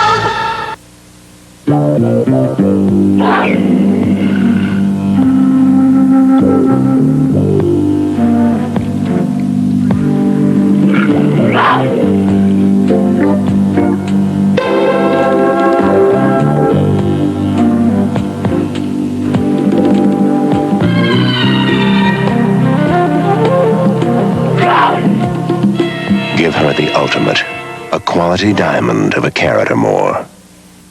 We've got a November to remember with the return of the Skins game. Last year, Gary Player won $150,000 when he sank this putt. There it is. Nicholas, Palmer, Watson, and Player, the game's greatest foursome, plays the Skins game. America loves its sports, NBC style. A fitting ending, high excitement and controversy. We've heard from both jockeys who are sandwiching Angel Cordero and Slew of Gold. Pat? But the last 8 to the mile, he just got bounced around both sides. The inside horse kept going out, and then the second horse started coming in at the end. And we made a lot of contact, and I could do nothing about it. He was just bouncing around back and forth. Thank you, sir. That is true. Thank you. His owners, William Allen, a Texan, they're known for spending their money, $360,000 supplemental fee to get that horse in the race. Will he win it? Let's go to Tom Hammond. We're in the paddock. We have Pat Day, who rode Wild Again with us. Pat, you were on the rail. How did you see the inquiry? What did you tell the stewards? Well, my horse was one to drift most all the way. He was hanging on his left rein pretty good. Down the stretch, I don't believe my horse drifted out that much as the outside horse was drifting in. And I know Slew of Gold was in pretty tight down there late. But I tell you the truth, Slew of Gold didn't want to run by my horse. He didn't seem to be very willing to run today. Probably that problem with his foot was cropping up a little bit. I don't know, but he come to me at the 5/16 pole and had every opportunity to run by me from there to the wire, and just couldn't do it. My horse ran off a game race. The stewards will decide, I guess, just exactly what happened. But I don't believe my horse came out as much as the outside horse come in. You went right to the front. He seemed to relax for you because you had plenty left. Well, that wasn't really the game plan, or there appeared to be plenty of speed in the race, and this horse has run some real bang-up races for me coming from off the pace. When he was anxious going in the first turn, I just went ahead and let him run on, dropped his head, and he relaxed very kind, and just run a real game, courageous race down the stretch. That's Pat Day. He's sweating out the inquiry along with the owners, Ron and Dolores Volkman. Here's Bill Allen behind us. You told me in the stable area you thought you would win. The inquiry is up, but you were under the line first. It's close. We're happy with him, 100%. All right, that's the story down here from the winner's circle. Everybody waiting for the stewards to make their decision. Back to Dick. All right, Tom, another look from Dave Johnson's view. And Pat Day did a marvelous job of of riding this race, getting this horse to the front. I believe that Slew of Gold was a beaten horse before this incident happened. On the outside, the question is whether Gate Dancer came in. The stewards are looking at it from various angles of videotape. Look at Wild again with his head to the right-hand side. The question is in the hands of the three stewards. They are competent and they will make their decision. But boy, what a decision they got to make here. Whether to take this horse down and place him third, whether to leave it alone, whether to move him all around. Wow. Here is what is at stake. First place in this race is worth $1,350,000. Second place, $675,000, and third, $324,000. I don't think anybody imagined that we would end up with a Breeders' Cup opening day quite like this and finish it off with quite a race like this. What a finish, what a day. Will it be Gate Dancer? Will it be the long shot Wild again, or the odds-on favorite Slew of Gold? Perhaps we'll have the answer when we return to the Breeders' Cup at Hollywood Park in just a moment.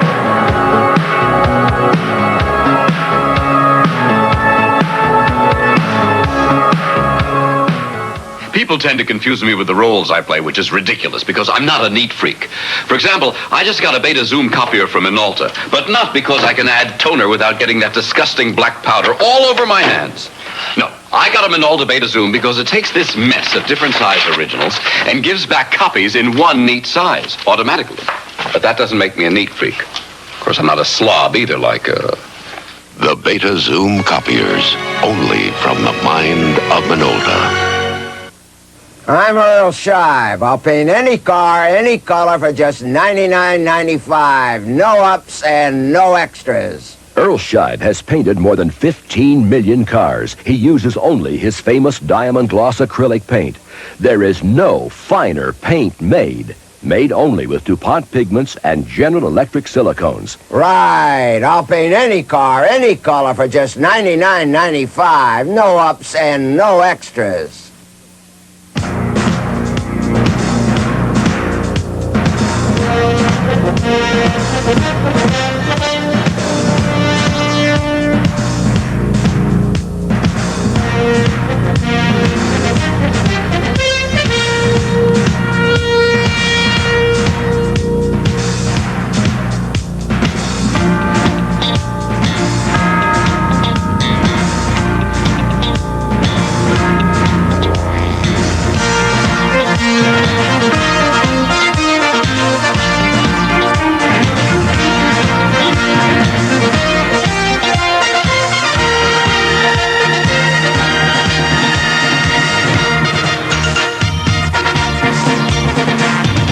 The majesty of the horse, the thrill of the race.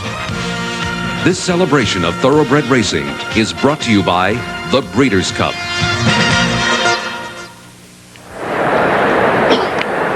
As you can see, they're still studying the pictures, and a most difficult decision and a very expensive one.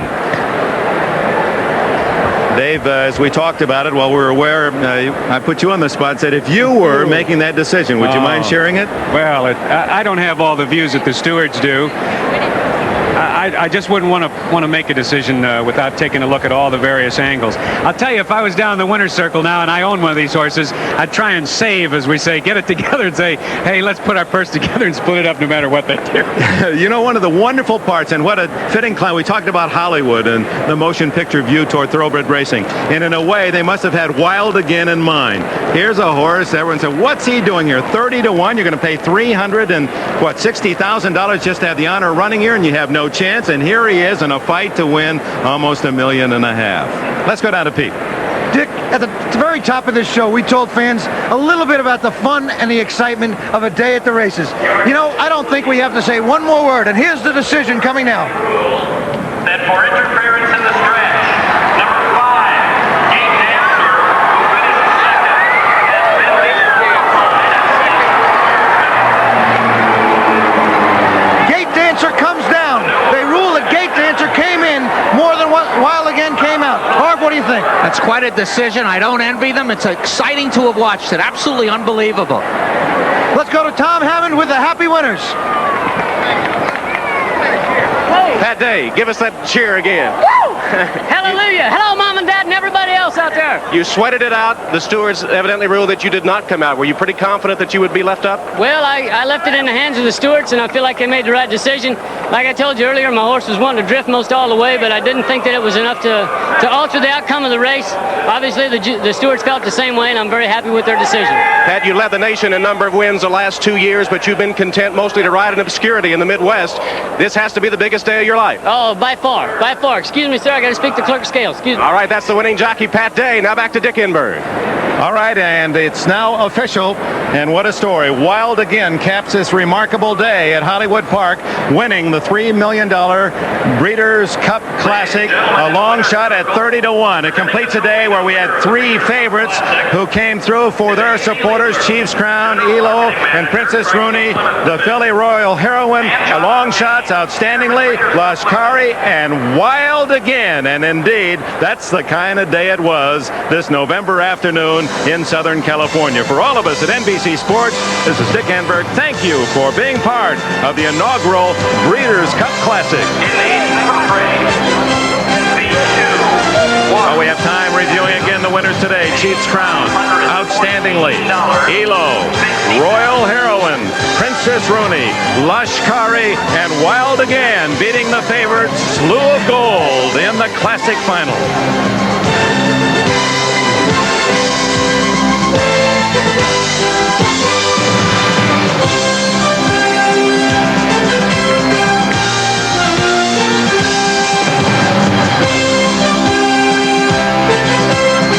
The inaugural running of the Breeders' Cup has been brought to you by Chrysler Plymouth, who invites you to discover the new technology of driving at your Chrysler Plymouth dealer. By De Beers, the name that stands for diamonds, the perfect gift for any occasion. A diamond is forever. By First Jersey Securities, come grow with us. And by Earl Shive, the world's largest auto painter with 275 paint shops coast to coast.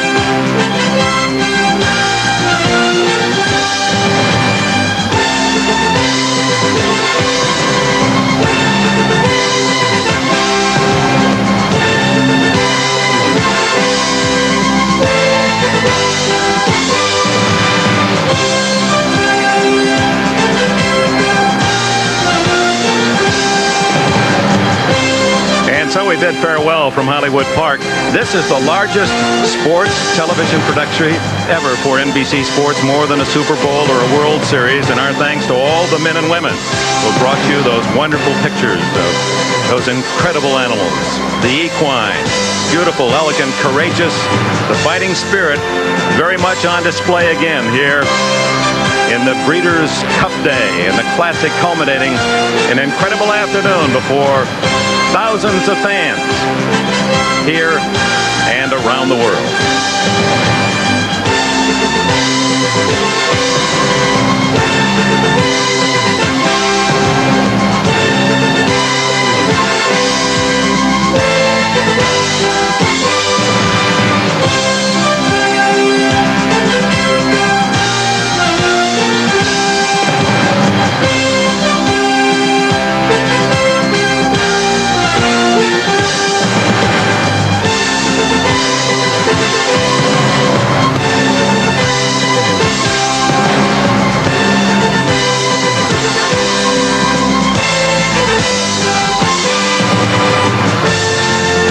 Tradition of the citations, secretariats, and Seattle sloughs, the evolution continues. We salute today's champions. And in just a few months, in the solitude of an early winter morn, the cycle will start anew. Repeating centuries of that inevitable first day struggle to stand, walk, run, race. A magnificent new life carrying a breeder's mightiest hopes.